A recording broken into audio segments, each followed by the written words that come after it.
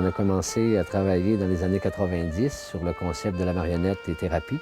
Petit à petit, on a démontré dans la région que ça pouvait fonctionner, que ça pouvait avoir un impact considérable sur la personne, quitte à la faire changer, à faire que cette personne-là va évoluer et arriver à améliorer sa qualité de vie grâce à la marionnette. Salut, comment ça va? Moi, ça va bien.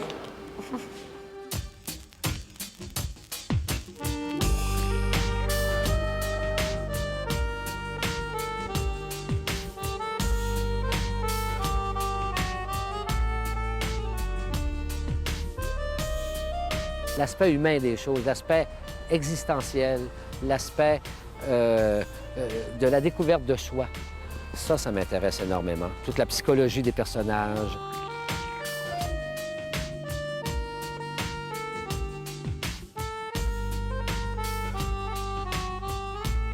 Sans l'art, là, je sais pas ce que j'en serais aujourd'hui. Là.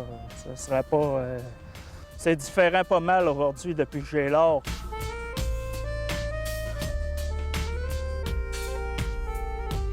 J'ai réussi là, à penser à d'autres choses puis à vivre d'autres choses que de vivre rien que pour gambler. S'il vous plaît, Oui. tout le monde, Oui. on va finir notre fabrication pour les scénarios qu'on avait déjà écrits. Puis cet après-midi, on va les jouer avec nos marionnettes. Vous allez-vous être en mesure d'avoir fini avant-midi? Oui, on a juste le temps. Et on a vraiment le sentiment de s'inscrire au niveau d'une complémentarité.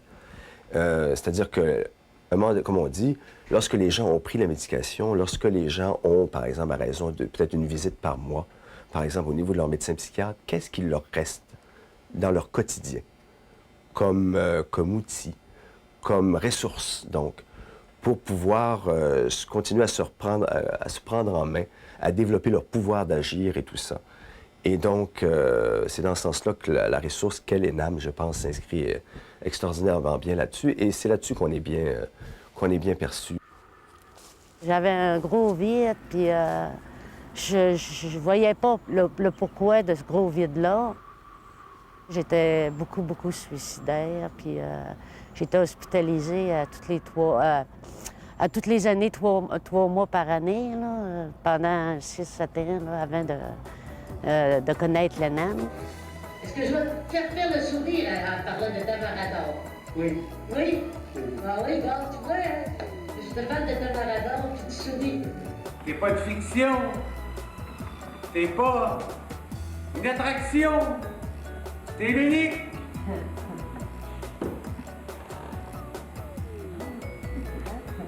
On travaille beaucoup avec l'improvisation. Ça fait sortir des parties importantes au niveau créatif. Au lieu d'écrire, là, puis de se dire on va composer un scénario, pour certaines personnes, c'est plus difficile, ça.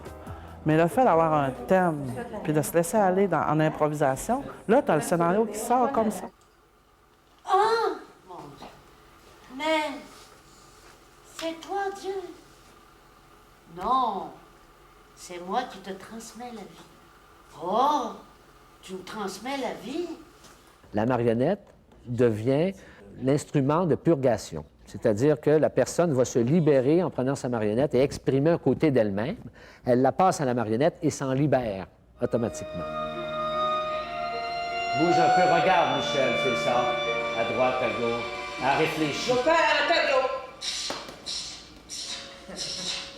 Des événements sont restés imprégnés et sont restés dans mon inconscience. En avant. J'ai eu une vie très difficile de petit bébé jusqu'à maintenant. C'est mieux, Michel. J'ai 48 ans. J'ai été faite pour être une itinérante. Richard, il nous apporte beaucoup, je veux dire. C'est pas un patron, là. C'est pas un haut placé, là. Il est comme nous autres, il se met à notre niveau, puis c'est pour ça que ça fonctionne. Et c'est en haut, plus haut. Oui, celui-là qui est plus haut que là. À l'ENAM, ça m'empêchait de penser à mes problèmes que je vivais. Puis je ne vivais plus de la même façon mes journées. Puis j'étais occupé, ça m'occupait. Puis je faisais des belles activités, des belles choses. Fait que je reproduisais ça quand je sortais de là, bien, j'avais du vécu. Puis le vécu n'était pas le même. On peut dire que ça s'est amélioré à 99,9 %. Parce que depuis son enfance, malgré les difficultés qu'il avait, il n'a jamais été accepté dans la société. En arrivant à l'ENAM, il a réellement été accepté et apprécié. C'est pour ça que ça l'a fait grandir, ça lui a donné confiance en lui. Il a vu qu'il était capable de faire des choses aussi. C'est du vrai aujourd'hui, ce qu'on a là. Ça lui donne une reconnaissance et, en bout de ligne, une meilleure communication avec soi-même. Ça leur permet de sortir d'eux-mêmes aussi, de se voir d'une façon différente. Comme je leur dis souvent, c'est pas dans un garde-robe qu'on apprend à se connaître. Il faut aller se frotter aux autres, puis il faut que les autres nous le disent qui on est. Puis il y a toute la notion famille aussi. Quand on crée une troupe de théâtre, il y a toute une notion famille qui va prendre part à l'intérieur du travail d'équipe. On va penser, dès que je prends une marionnette, c'est ça que je vais faire. Je vais être bien, puis ça va bien. Merde. Par chance, je n'ai pas perdu la tête. Je suis heureuse d'être vivant malgré tout ce que j'ai vécu. Ouais, pas pire ton histoire, mais écoute bien ça. Moi, je suis tombé là-haut, puis j'ai pas l'impression que c'est fini, maudite merde. Ma célébrité m'a sauté en pleine face. La drogue, la boisson, puis la perte de mes amis. C'est la meilleure façon de décrocher. De voir des personnes qu'on considère, entre guillemets, incapables de faire des choses, qu'on a casées avec une médication, puis qu'on leur donne plus de plan d'existence, et c'est de les voir s'épanouir, finalement, même si c'est une maladie. Il ne faut pas penser que la maladie, que c'est un choix. Quand on a une maladie, on est victime de cette maladie-là, on est porteur de cette maladie-là.